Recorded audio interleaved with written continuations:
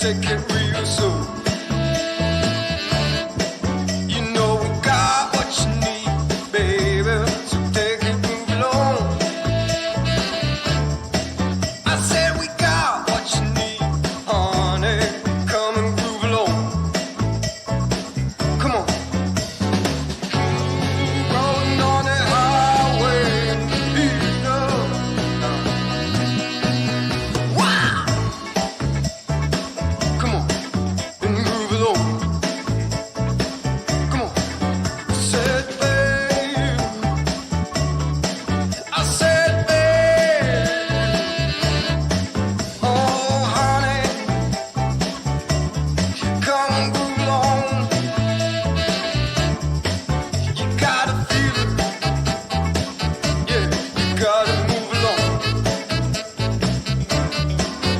Gotta feel it, feel it, feel it, feel. You gotta feel it, feel it, feel it, feel. You gotta feel it. On the roadway, you gotta move along. Wow! Baby, gotta move along. I said, baby, you gotta move along. I said, honey. Apparently I'm ready. Jim was anyway. Good morning, everybody. Welcome to Jubilee Circle. We're so glad that you are here. It is so good to see all the smiling and lovely and beautiful faces this morning. And I can't see your face over there on the YouTube, but we are so glad that you have joined us as well. If you need a bulletin in the room, they're up there on the round table. And if you want to, you can even in the room, you can look online. If you want to just go to jubileecircle.com, there's a link on the front page for the bulletin for today. And you will have that all in front of you. You'll have lyrics and all sorts of happy information from the bulletin. So welcome again, everyone. And we're going to start off this morning. This is a song I wrote back in 2018, and it's loosely based in A Course in Miracles. It's based in the idea that A Course in Miracles says in one of its early chapters that God put Adam to sleep, you know, to make Eve from his side. And but A Course in Miracles points out the Bible never says Adam woke up. And so we are all still in Adam's dream. And so this is called Dreamer Awake.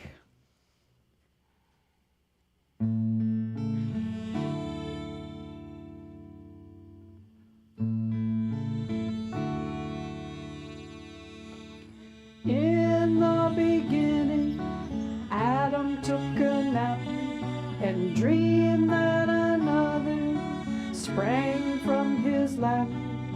Since then we plainly see you are you and I am me. In this dream we're separate and alone, all just longing to come home. Our fears become a nightmare. All roads lead to nowhere. Dreamer awake to a life inside no fear can overtake, to a love no one can ever forsake, to a joy that heals every mistake. Dreamer awake.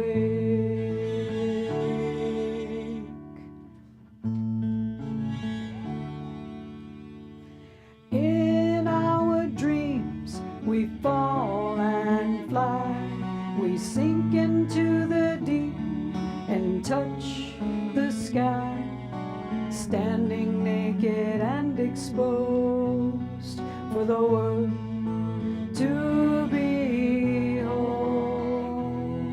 This dream holds us captive, swept up by changing seas. The only real conclusion is to rouse from the illusion. Dreamer awake to a life inside no fear can overtake, take, to a love no one can ever forsake, to a joy that heals every mistake. Dreamer awake.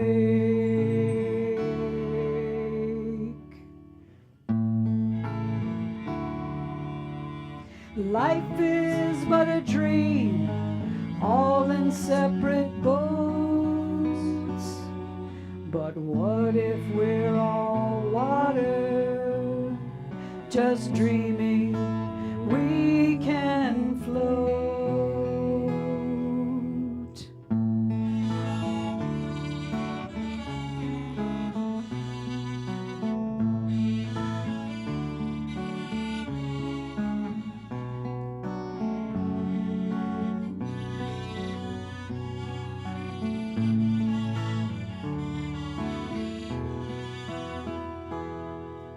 Sinner and saint, villain and hero, every single one of us plays our role.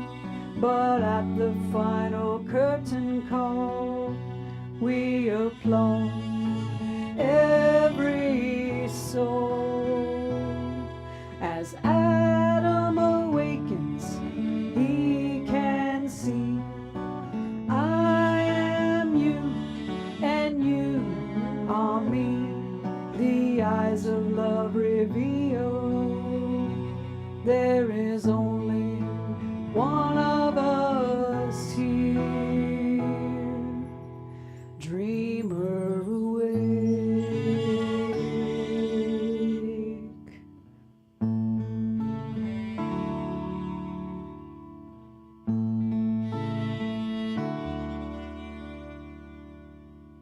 Oh yeah. Breathe deeply. Welcome everybody again. Thank you so much for joining us this morning at Jubilee Circle. We are in our VIA Positiva theme of loving what is. And A Course in Miracles tells us that we should look at the crucifixion but not dwell on it. And that means that we must clearly see what's happening in the world and love this place for what it is, so then we can become that love and light that's required to awaken ourselves and everyone else. And everyone says, oh yeah. Oh, yeah. If I have learned anything this past week, it is that I am not an enlightened master yet. Yes, and I am not in danger of becoming one anytime soon. My anger and my hatred were sparked by the passive-aggressive actions of a former neighbor. Yeah, Bob and Keith know what I'm talking about. That in reality is a mere nuisance. Thank you. But my reaction was out of proportion to the problem. So here's the thing, though. In the past, this kind of action, and you really don't need to know the details, but this kind of action, it would have sent me down an emotional spiral. I would have obsessed over the situation. I would have lost sleep over it. I would have complained continuously to anyone who would listen. God bless Beth. I would have wallowed in my feelings of victimhood. In this instance, though, my anger, it really only lasted for a few minutes, mainly because I don't like feeling like that anymore. I don't like it. I used to love it. It used to feel powerful, but now it was just awful. My anger was my thing, man. I'd roll around in it and feel all self-righteous and put upon. But now I'm willing to see things differently. Yeah, this neighbor is acting in a petty manner, but instead of anger, my first reaction should have been compassion. It was Bob's. I'm going to give it to Bob. Bob was my Buddha. But that should have been my first reaction, but it wasn't. But truly, I agree with Bob. Her actions, I believe, come from a place of deep pain and suffering. The world, her world, everything has to conform to her idea of it, or she will use all of her power to bring it back into compliance with how she believes things should be. something we all do, right? We all do that. So my anger was simply a symptom of me wanting to act in a way that I approved of, and she obviously was not doing what I wanted her to do. And so while I am not approaching Buddhahood anytime soon, I can see an improvement.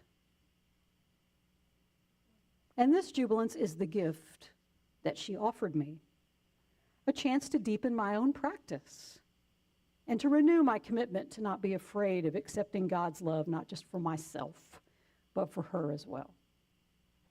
When we trip up over our anger and our fear, it's because we're afraid to accept the gift of love that others are always offering us, no matter what they're doing at the moment.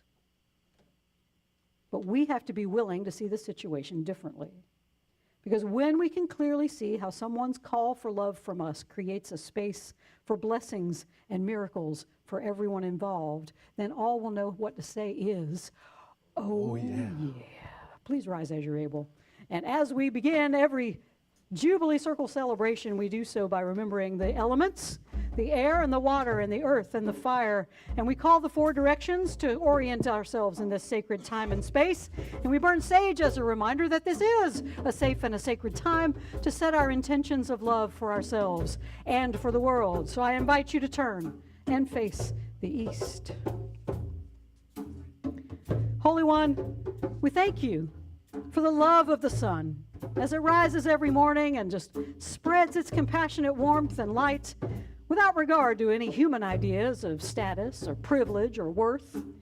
May we be like that sun, Holy One, ready to spread your divine love all around, not asking if those that we see or think about, whether they're worthy of your gifts. Help us to be just as generous and life-giving as the sun. Quarter turn to the right, we face the south. The warm winds blow as they will. They bring their sweat-inducing heat to our world. But remind us, Holy One, to let our compassion, our love, burn like the passion of summer. To let it create in us a new commitment to find new ways to show love to ourselves and those around us.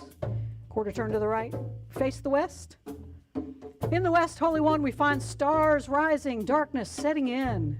Remind us, though, even in the dark times, to reach out for that holy love that you offer to us and to everyone in every moment.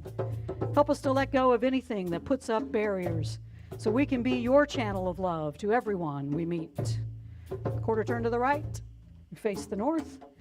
As this blue boat we call home spins on its axis to allow fall and winter to come to us from the north, remind us, Holy One, that the chill of these seasons affects all of us, no matter our station in this earthly life.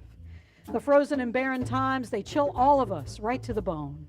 But in those times, remind us, Holy One, to bring the warmth of compassion and love to ourselves and to everyone we see, to provide an oasis of love for anyone seeking your holy presence. And as we turn back toward the center, you'll find a bunch of people in serious need of both giving and receiving love. Sometimes the most difficult person to love is the one we're kind of trapped in, this one here, this body, right? Because unless we can be kind to ourselves, we're going to find it impossible to be kind to anybody else. When we're no longer afraid to give and receive that love, then we can't help but become the embodiment of that love, which helps everybody in the world say, oh yeah. Thanks, Julie. Julie's going to pass all that around so we can all get some sageification this morning. Hey, I just made up a new word. Sageification. I'm going to write a song. All right, here we go.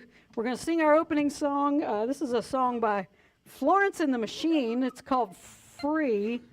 And this song, if you watch the video, you kind of get the idea of the theme of this song. It's about anxiety. Ostensibly, that's what it's about. But it's also about the ego. The ego is the source of anxiety, of course. And so it talks about how anxiety picks her up and puts her down and chews her up and spits her out. And that's what our ego does. So the key to freedom in this song, though, is dancing. So it's a good song to dance to as you greet one another. And we sing this song. 1, 2, 3, 4.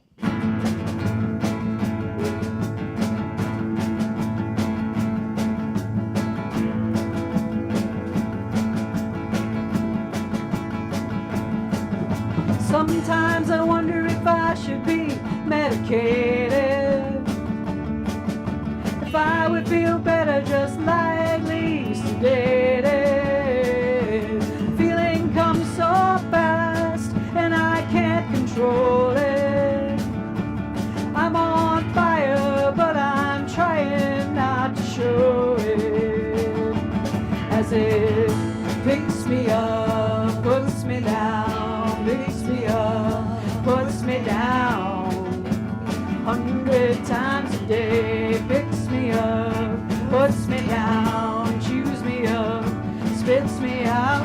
It picks me up, puts me down. I'm always running from something, I push it back, but it keeps on coming. I'm being clever, never got me very far, because it's all in my head. You're too sensitive, they said. I said, okay, let's discuss this at the hospital. As it picks me up, puts me down, picks me up, puts me down, picks me up, it puts me down. 100 times a day, picks me up, puts me down, chews me up, spits me out, it picks me up, puts me down. But I hear the music, I feel the beat, and for a moment when I'm dancing I am free. I hear the music, I feel the beat, and for a moment when I'm dancing I am free. On an A, I am free. We're on a D now. Went to the F sharp minor. I am free.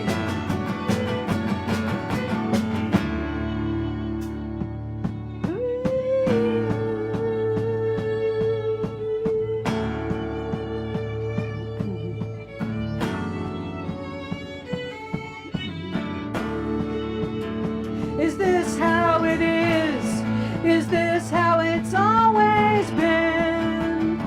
To exist in the face of suffering and death and somehow still keep singing, all like Christ upon a cross, who died for us, who died for what? Oh, you don't want it, you just want to call it off. But there's nothing else that I know how to do but to open up my arms and give it all to you. I hear the music, I feel the beat, and for a moment when I'm dancing, I am free.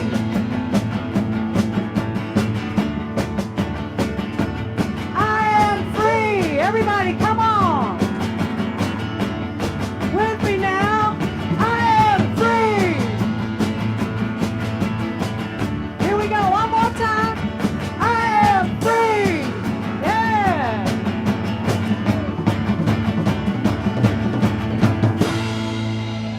Yeah. Woo, all right. Thank you. I'd never heard that song before last week, and it's great. So welcome again to Jubilee Circle. We're so glad that you are with us here this morning, especially the folks visiting. You can't hide in Jubilee Circle, so you're always going to be seen. You can't just kind of walk in and walk out. But we are glad that everyone is here today. We are an inclusive, progressive, interfaith community here in Columbia, South Carolina, broadcasting around the world. We teach the timeless common wisdom of love and unity that you find in all mainstream religions, metaphysical philosophies, mysticism, and inspired secular and religious writers and teachers throughout the ages. We use popular music, teachings, weekly celebrations, educational, artistic, musical events, other community building activities. Because we're trying to create a space where everyone can experience transformation so then they can go out and be that transformation in the world. We believe we're here to expand our souls, to find deeper meaning in life, renew our commitment to love and peace and justice, and learn how to love wastefully and undergo a transformation from the inside out, that we live more and more and more of our lives from that place of love, that true higher divine self. We also recognize we're part of God's good creation. We're formed in love and joy, yes, but we're also made of stardust. But we forget this as humans. We believe we come into this world and we're lost and alone, and I see me over here and you over there. And then the judging starts and all the grievances. And we start to look around and we go, oh, those people are beautiful, those people are ugly, those people are good, those people are bad, those people are generous, those people are very stingy, those people are so loving, and those people, you know who I'm talking about. They are so recalcitrant, grody, intransigent, all the words. But let us remember our function here. It is to remember that we've never left our home in God, and we are here to make that journey without distance, to just awaken and become who we truly are, at one with one another and God, and that makes us all say, oh yeah. Hear these wise and holy words. From A Course in Miracles, chapter 19. The attraction of guilt produces fear of love, for love would never look on guilt at all. It is the nature of love to look upon only the truth, for there it sees itself, with which it would unite in holy union and completion. As love must look past fear, so must fear see love not, for love contains an end of guilt as surely as fear depends on it. Love is attracted only to love. Overlooking guilt completely, it sees no fear. Being wholly without attack, it could not be afraid. Fear looks on guilt with just the same devotion that love looks on itself.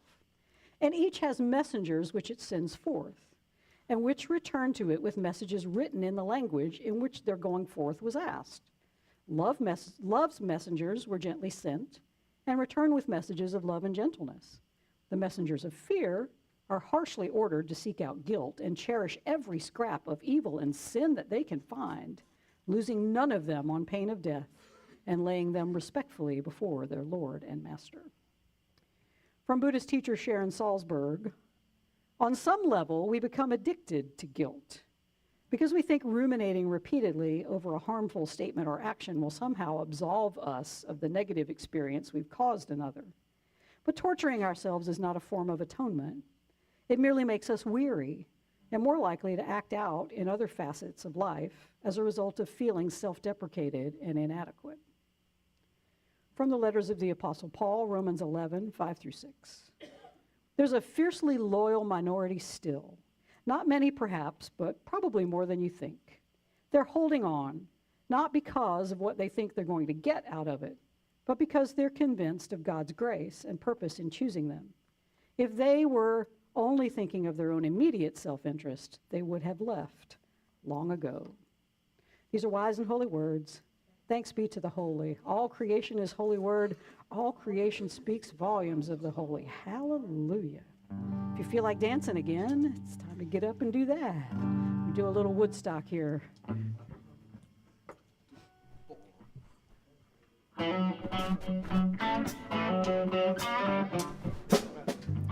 Hang on, Bruce. You got it, Bruce?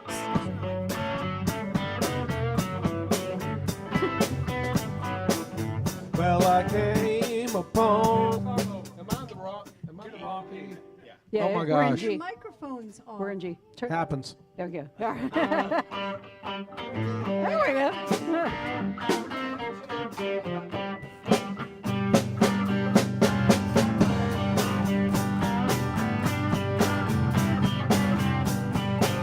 Well, I came upon a child of God.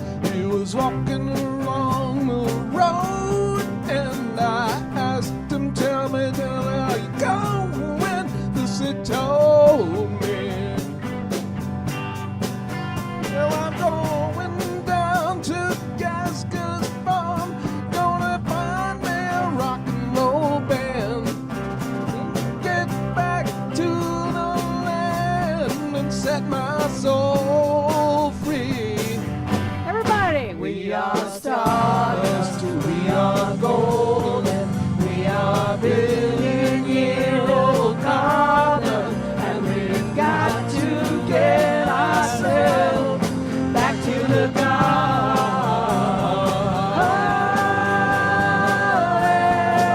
well then can I walk beside you? I have come to lose the small, and I feel myself a call in something turning. Well, and maybe it's the time of the year. Yes, and maybe it's the time of man. And I don't know who I am, but life is for learning. We are stardust, we are golden, we are billion-year-old carbon, and we've got to get ourselves back to the garden.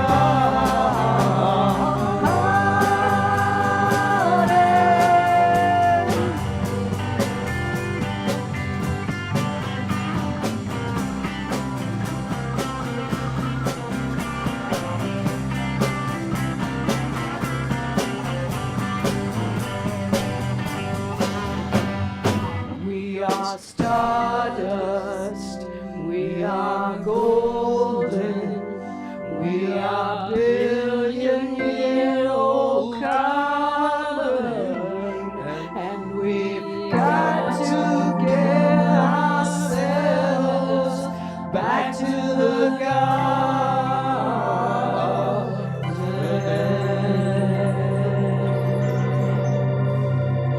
Woo, yeah. All right, y'all.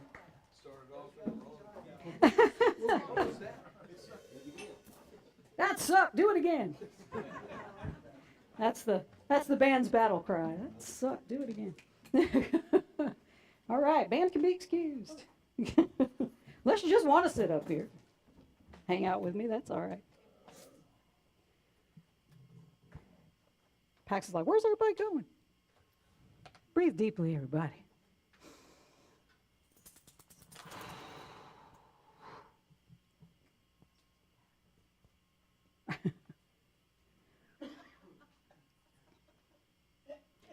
No, I'm just going to stand here. You got to get around me.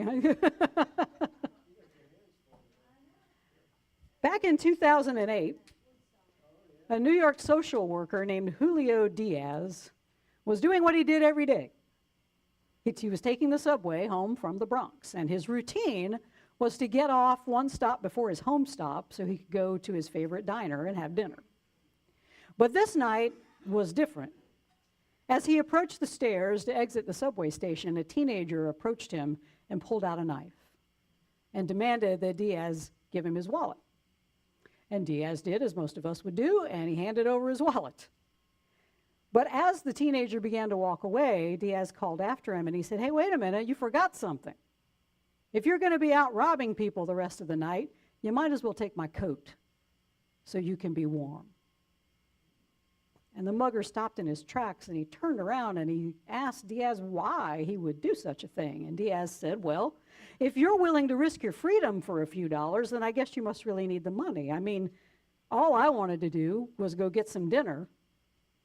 And if you'd like to join me, you're welcome to." And to his surprise, the mugger said yes. And they went together to the diner. And everybody there, this was his routine, so everybody in the diner knew who Julio was. The manager, the waitress, even the dishwasher came and stopped by the table and said hello. Now this mystified the mugger even more, and he remarked to Julio how he was kind to everybody, even the lowly dishwasher. And Julio said, well, haven't you been taught that you should be nice to everybody? And the mugger said, yeah, but I didn't think people actually did it. And so the pair continued their dinner. And when it came time to settle the tab, Julio said, well, I guess you're going to have to pay for this because you've got my wallet. But if you give it back, I'll gladly treat you. And the teen gave him back his wallet. And Julio pulled out 20 bucks and said, I'll give you this, but you got to give me your knife. And the mugger did. Julio Diaz is an example of how we can live in this world if we can learn once and for all how to love love. And then be that love in the world. We hear stories like this, and I searched. The Google didn't give me any sort of update or follow-up story on Julio, so this is all I got. But we think, wow, that's nice. I could never do that. I'd be too scared or too angry. And you know why we think that? Because we're afraid of love. We fear love for a few reasons. One, we think we're not truly worthy of it. Two, we think that it will call us to sacrifice something else we think we love in this world. And three, which is related to number one, we feel guilty. Therefore, we don't believe we deserve love. And the ego convinces us that we're right. Yeah, we are guilty. It convinces us that we carry around some sort of original sin or stain upon our soul that prevents us from being truly good or truly innocent or truly loving. And we accept this as the truth about ourselves. Religions hammer it home, right? You are guilty. You are a stinking bag of worms, as Martin Luther called it. Guilt becomes part of our identity. And we all have things in our lives we regret doing or saying or even becoming. That guilt can be so heavy and painful that all we know how to do to get some relief is project it outward. We send out what A Course in Miracles calls messengers of fear. And it tells us that they are harshly ordered to seek out guilt and cherish every scrap of evil and sin that they can find, losing none of them on pain of death and laying them respectfully before their Lord and Master, which is the ego. And we all do this. You want proof? Scroll Facebook for 5 minutes.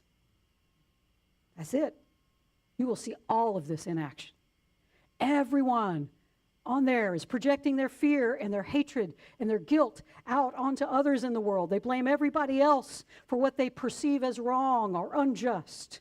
And the volume has just been amped up these past few weeks, especially as people debate and scream and cry and project their pain and anger and guilt onto others over recent Supreme Court rulings around affirmative action, LGBTQ rights, student loan debt, other decisions that have come down. Christian author and teacher Brian McLaren has long taught about the egoic power structures of this world that are designed to perpetuate feelings of systemic injustice and separation.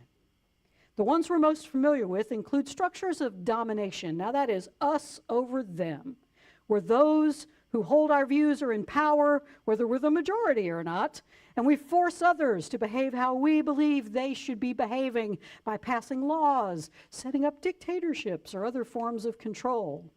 There are stories of revolution. That's us versus them. That's where the out-group cries, if only they weren't in control. They're the ones messing things up.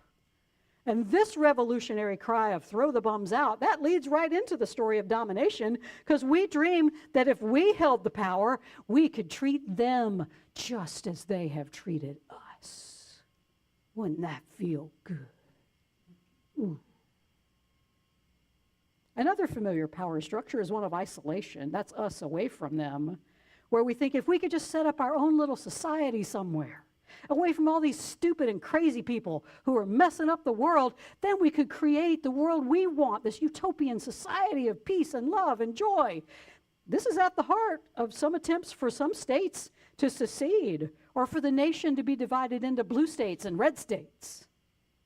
There are also stories of victimization, or us in spite of them. And this has most often been the story of the LGBTQ community. If only our oppressors were brought to justice, we say.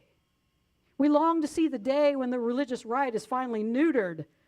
It can't harm anybody anymore by telling lies about us or working to pass legislation denying us equal rights in all areas of life.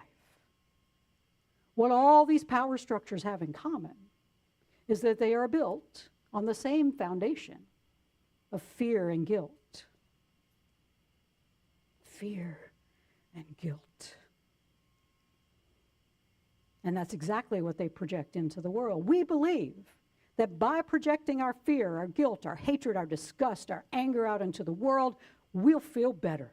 The problem is, though, I don't know if you've noticed, but everybody else is projecting their fear and their guilt and their hatred and disgust and anger out into the world. And those messengers of fear seek out guilt and cherish every scrap of evil and sin that they can find, and then we post it on Facebook. We're right, and everybody else is wrong. As Abby, the black maid in The Help, said to her racist employer, who spent all of her time trying to keep discriminatory laws against black people on the books, "Ain't you tired, Miss Hilly? Ain't you tired?" The fact is, we're all tired, right? Maybe just me, all right. It takes a lot of effort to project all that fear and guilt and hatred and disgust and anger in the world, because when we do it, it just creates more of it. It perpetuates itself. It finds all the evidence it can gather that we have judged the world rightly and everybody else is just wrong and stupid, and the world would be better off if they were not here. And that's how wars start, right? But can you imagine, let's do a little thought exercise. Can you imagine just for a moment that you have invited to dinner one of the 6 Supreme Court justices who have recently mugged much of the American people of their rights by voting to overturn well-established precedents on race, women's bodily autonomy, and other rights? Just imagine. Clarence Thomas is at your dinner table. Right? Could you be Julio Diaz in this situation? Could you treat someone like that with pure love? Someone who has projected so much guilt and harm into the world through their beliefs and actions. If you can, even if it's just an abstract thought exercise for a moment, if you can imagine stepping into Julio Diaz's shoes, then you can imagine the power structure that Jesus came here to teach us about, according to Brian McLaren. And that power structure has no them in it. It's some of us for all of us. Some of us for all of us. And the Apostle Paul in Romans 11 calls those taking part in this kind of power structure a remnant, a fiercely loyal minority. Not many, he writes, perhaps, but probably more than you think. We learn about that at the ballot box, right? They're holding on, not because of what they think they're going to get out of it. We don't do this work selfishly, but because they're convinced of God's grace and purpose in choosing them to see that power structure. Some of us for all of us. If they were only thinking of their own immediate self-interest, they would have left long ago. And they're all on Facebook. Paul didn't say that. Jubilants, this is our calling, to be that remnant. To be the ones who are the sanest in the world of an insane ego. Because we're all willing to see things differently, to see our unity with others instead of that illusion of separation. We're ready to see the best in those we call enemies or opponents, or react to them in a spirit of love instead of fear and hatred. And when we can do that, a course says, we will begin to see more love in this world as people respond to our love with a love that perhaps is alien to them since they've forgotten who they truly are. A course says love is attracted only to love, Overlooking guilt completely, it sees no fear. Being wholly without attack, it could not be afraid. That's our function, Jubilants, to embody God's love so fully in this world that we overlook guilt completely, not just our own, but everybody else's. And in doing so, we no longer fear them. And so we no longer attack them. We no longer even see a them. We don't judge them as being less than or unworthy of the love, God's love flowing through us. Guilt, though, it's a strong force within everyone who possesses an ego, and I think that's everybody. I think so. Buddhist teacher Sharon Salzberg goes so far as to call guilt an addiction because we think ruminating repeatedly over a harmful statement or action will somehow absolve us of the negative experience we've caused another. But torturing ourselves is not a form of atonement, she says. It merely makes us weary, ain't you tired? And more likely to act out in other facets of life as a result of feeling self-deprecated and inadequate. Jubilants, ain't you tired?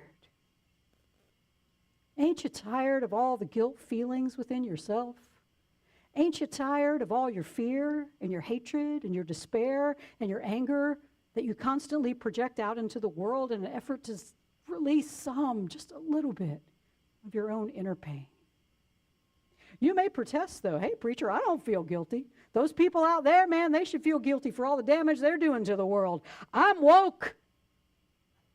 I believe everybody ought to love everybody else, so I'm on the right side of history here. Does it still feel a little judgy? Tiny bit. I like to think I'm on the right side of history too, but here's the news flash. There's none of us are on the right side of an egoic world's history, because there's nothing to be right about in a world of fear. In this world, even when we're right, we're wrong, because we're still basing our actions on fear and guilt. The truth is, we are afraid of God's form of love. The ego has hoodwinked all of us into thinking that unconditional, eternal love is weak, and only its plan for salvation, one based on fear and attack, that's the only thing that's going to work. Grievance makes the world go round, right? One look at the world we live in, though, will prove this assertion wrong, because we have tried the ego's way, and A Course in Miracles says we are welcome to try every single ego-based way we can think of to try and bring fairness into the world. And it's insane, because none of them will succeed, because they're all built on a foundation of fear and guilt. So what we need, Jubilants, is a new foundation. A power structure that is truly built, not on the ego's idea of love, but God's love, the only thing that is real. A sum of us for all of us foundation that sees no separation, that sees no them. There's only us. And then from that place, we send out messengers of love, and they will return with proof of love in the world. You've seen it. Every single one of you has had this experience where you're walking around, people, I don't like people. And everyone you meet, you don't like. Wonder why that is. And you walk around, we do this all the time. Beth and I walk into stores. Everybody loves us. We're innocent, beloved children of God. Everybody loves us. We get treated so well.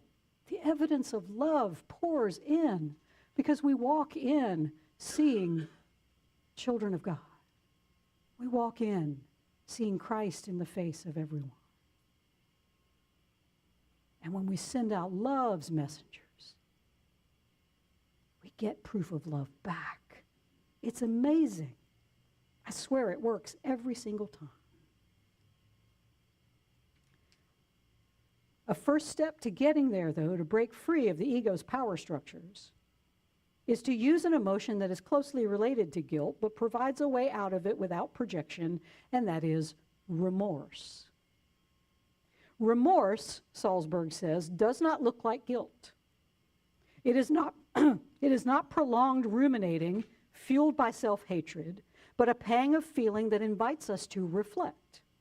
Remorse is thought to be a skillful state of mind. In Buddhism, that's what it is, a skillful state of mind, a byproduct of mindfully reviewing our actions, leading to a realization that we have said or done something that has harmed someone else. And I had to do that to Beth because I got so mad about the neighbor, and I had remorse. I'm like, I am so sorry. I'm sorry you had to see me have my little temper tantrum. She forgave me because she is loved like that. But remorse doesn't come from a place of guilt, according to Salzburg. Instead, it comes from a place of compassion and mindfulness. We see that we've caused others pain. And on that realization, she says, it helps us recognize our fundamental connectedness. It takes away the feeling of separation. Guilt makes us want to project it outward so we don't even have to feel it. Remorse, though, can help us recognize and take responsibility for the pain that we do cause when we're all caught up in our ego. Instead of hating ourselves for failing so miserably at love, which is what guilt is, we see that we have simply made a mistake, and we can choose again. We can apologize and ask for forgiveness, learn from the mistake without internalizing it as some moral failure or some inherent form of sinfulness. This is where we can step into our power as part of that remnant, that fiercely loyal minority that believes love will set all things right in the end. And if things have not yet been set right, it's just not the end yet.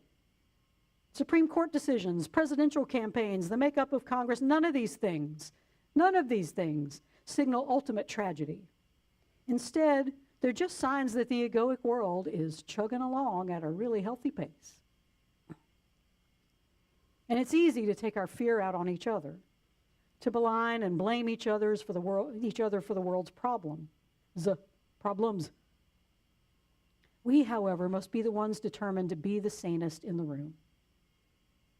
By going within and overcoming our fear of love with a capital L, and learning to become the embodiment of that holy love in the world. And all it will cost you, jubilants, is your fear. Julio Diaz never said he was afraid of the mugger. He didn't see a recalcitrant person who was inherently sinful standing before him. Instead, Julio Diaz saw someone calling out for love in a most desperate fashion, threatening violence to get something that he thought he lacked.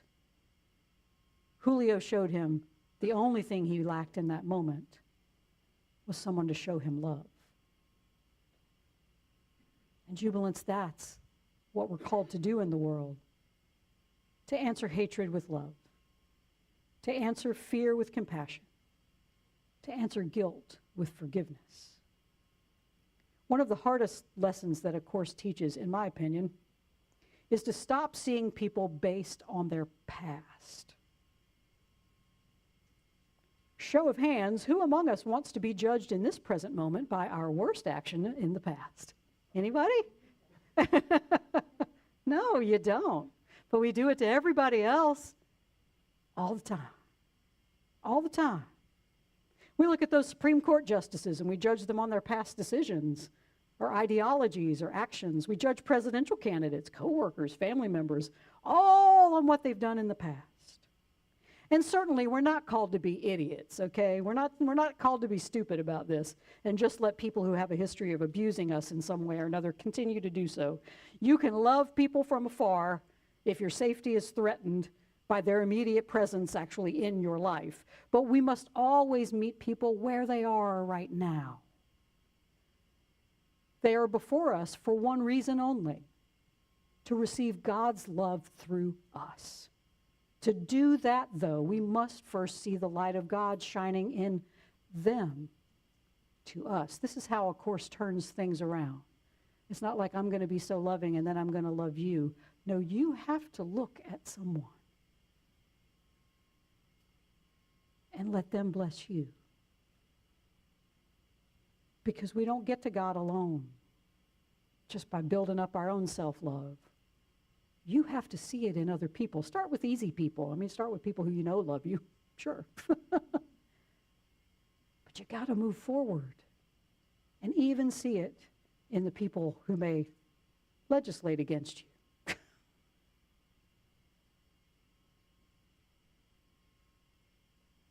hard to do. It's hard to do. But the absolute truth about anyone you see or anyone you think about is that they are just like all of us. They are originally blessed. They are innocent. They are loved unconditionally by the one who created us all, no matter what they may be doing behaviorally out in the world. So we have a choice.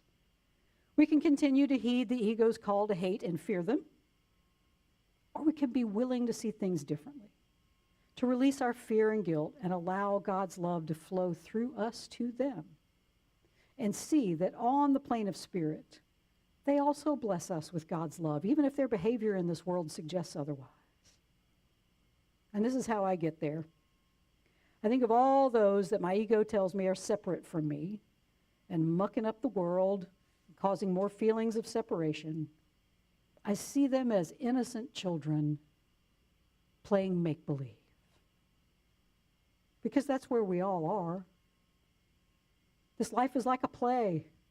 And we're all playing our role. We've all been cast in different ways. Some of us have been cast as villains. Others have been cast as heroes, others as victims. Some of us are the Greek chorus. But we're also the audience, watching this all play out. And in the end, though, like when you see a good play, you're like, man, that was the best villain I'd ever seen in my life. Wow, what a performance. We applaud everyone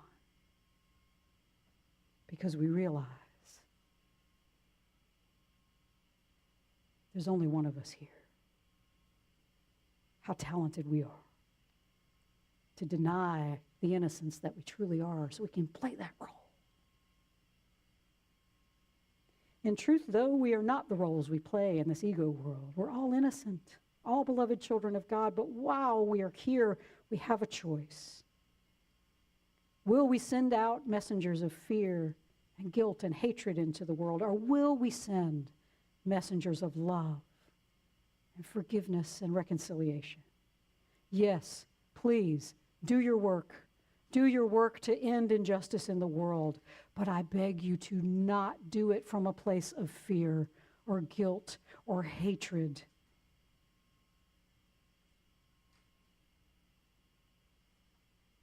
But instead, do it from that place of divine love, that place of forgiveness and reconciliation. If we want a happy ending to this egoic play, we have to realize that we have the power to rewrite the script anytime we want by simply not playing a role that does not have love as its motivation. You remember, actors are always like, what's my motivation? Your motivation is love. That's where you play your role from. Do not play any role that asks you to have fear as your motivation. We may hope to one day to see remorse from those we perceive as causing more fear and separation in the world, and miracles do happen. I don't know, we might see something like that at some point. But the better path, I think, is to look within and see how we have allowed our own fear and hatred and guilt to cause more separation in the world, because we all have, if we have an ego anyway. I think that's 99.9% of the people in the room. And then we must allow ourselves to feel remorse for our own feelings of judgment or grievance that has created more separation and fear and guilt and despair in the world. Only then can we see that our responsibility, our function in this world, is to learn how to love so fully that we are willing to put nothing out into the world except love, even in the face of often blinding fear or hatred or anger. Because, jubilants, when we learn to love, the only thing that is actually real, then this world can collectively breathe deeply and say, oh yeah.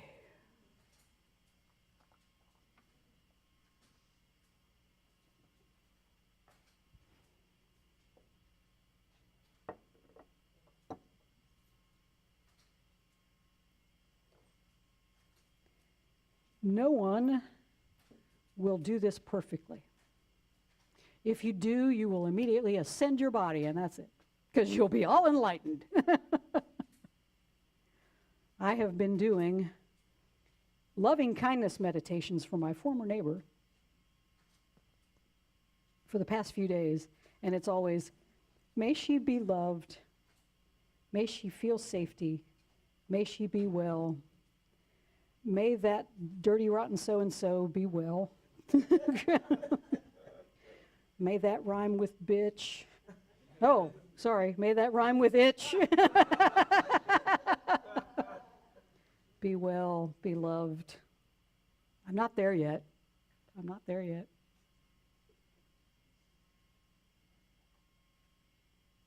And if you are, come teach me. I told you Bob was my Buddha.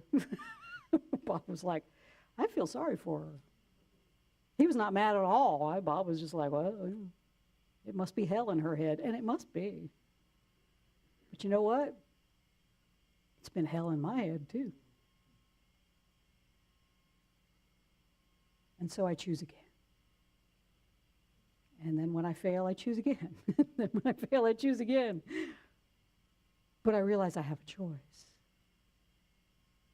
And that's growth, you know? That's growth. Because, you know, back in my 30s, I didn't realize I had a choice. The only thing I had was anger. The only thing I had was hatred. The only thing I had was fear and guilt. But now I know I got a choice. Whew, that feels good. That feels good, doesn't it?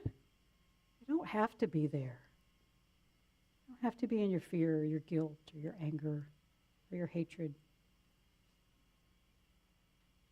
And when you can find yourself in that place of love, and then you step out and take action to try to mitigate the pain and the suffering that other people cause through their unconscious actions because they don't know they have a choice. They don't know that there's another way to be in the world. Then when you step out in your activism, you are far more powerful because your foundation is now love instead of fear. And that jubilance is how the world changes. And it's the only way the world changes for the better. What are you putting out in the world today? Are you putting more fear? Or are you putting more love in the world?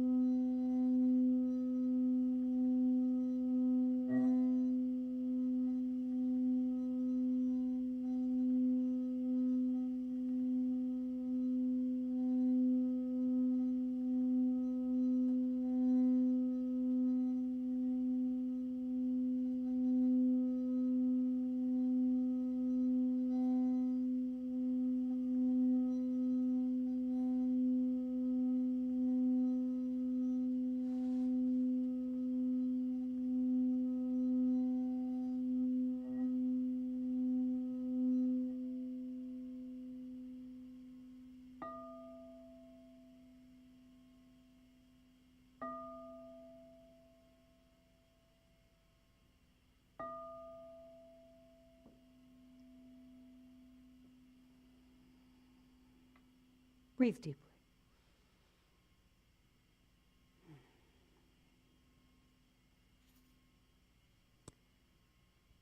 Often putting more love in the world requires resources.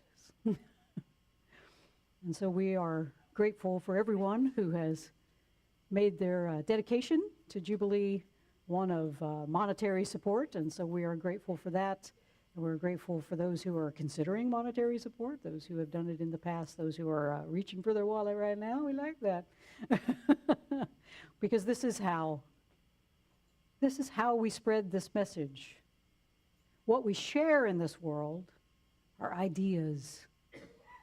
You know, an idea, when it's shared, it grows, whether it's an idea for cruelty or whether it's an idea for love. But love is really the only true thing that can be extended. And this is how we extend. We have this ministry here, we have this building, we have all of the things that we do.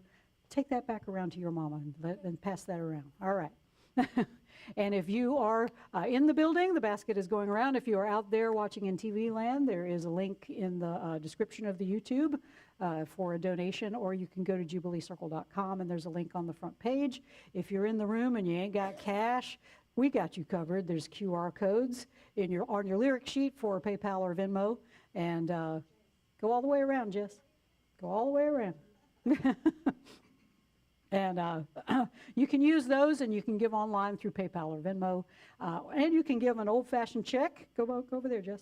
You can give an old-fashioned check by writing it and putting it in an envelope, put a stamp. I think the forever stamps just went up a little bit, but and yeah, you can. We've got people back there too. All right, and you can mail it to Post Office Box 4611, Columbia, South Carolina 29240. So thank you so much for your support in the past, in the present, and in the future. We appreciate it. And we're going to let our folks who are, let me do some announcements, and then we'll let our folks on the YouTube go. Just some announcements for this week. The monthly after-dinner cabarets are this week. So on Tuesday and Thursday, Kathy Hartzog and Lisa Ackley will be performing standards and show tunes in here. We'll have dessert and non-alcoholic beverages, BYOB. Otherwise, tickets are $20 online or at the door. Coming up this afternoon, can one of you, either David or Michael, tell us what's happening this afternoon, what time, and all the details? Sure. The group we're calling JAM, and I forget what it stands for, but JAM. Jazz Awakening Mind. There we go. is our name of our 5-piece group, and we're going to be performing swing music with a spiritual bent, and Spiritual swingers. Yeah. Anyway, don't want to miss that, folks. it's going to be a really great show this afternoon. We have a special speaker who's going to be coming, and what time does that it's all 4 o'clock. Okay. Today. All right. Right here. 4 o'clock. Be River here. City. Or be square. Coming up in August, August 18th through the 20th, the Columbia Light Opera Society is going to be bringing 2 operettas, Gilbert and Sullivan's Trial by Jury, and another one that slips my mind because I don't have it written down. But it'll be Friday and Saturday night at 8 o'clock, and then a Sunday afternoon matinee on the 20th at 3 p.m., $10 at the door for that. And then, of course, at Soundy School every Sunday at 10:30 next door. Course in Miracles discussion group Wednesday night at 7:30. Is there anything else? Yes. I haven't gotten a confirmation yet, so I am not. We are trying to get a poetry church together for July 30th, but then afterwards, come and speak to this, so everybody knows. Julie's got a art and craft program or thing for us. Can I say, even if we don't have poetry church, we'll still do? Absolutely, yeah. Okay. On July the 30th, we're going to have a potluck after the service, so everybody bring your best goodies, to share. Hey, that's whenever you have the best fellowship is around food. Right. So come and enjoy food. And then I'm going to share with you a new art technique that I have learned. I took a self-care hiatus. That's why you didn't see me for a while. And during that time, I learned this awesome art technique called neurographic art. And neurographic art, to give you just a tiny touch, it stimulates the neurons in your brain. And I used it in meditation. And for once, I finally have learned how to meditate. So I want to share this with you. It's something anybody can do. I'll have all the supplies for you. You just need to come with an open mind, ready to learn something new and exciting. So that will be on July the 30th after church. And I did it. She came to our house and showed us how to do it. And I have this much artistic talent, and if this is zero, this is negative. But hers looked gorgeous when she It was got fun, through. yeah, it There was is no one can do this wrong. Right. Okay? Absolutely. No one. I don't care who you are. I had an 11-year-old do it, a 17-year-old, and Candace. So those were my proof that anyone can do this. It's so true. come and enjoy. All right. So we're going to say goodbye to our folks on the YouTube then. Just remember, as we always say, quoting Meister Eckhart, if the only prayer you ever say in your entire life is thank you, it will be enough. And so together we say thank you. And we say, oh yeah. We'll see you next week.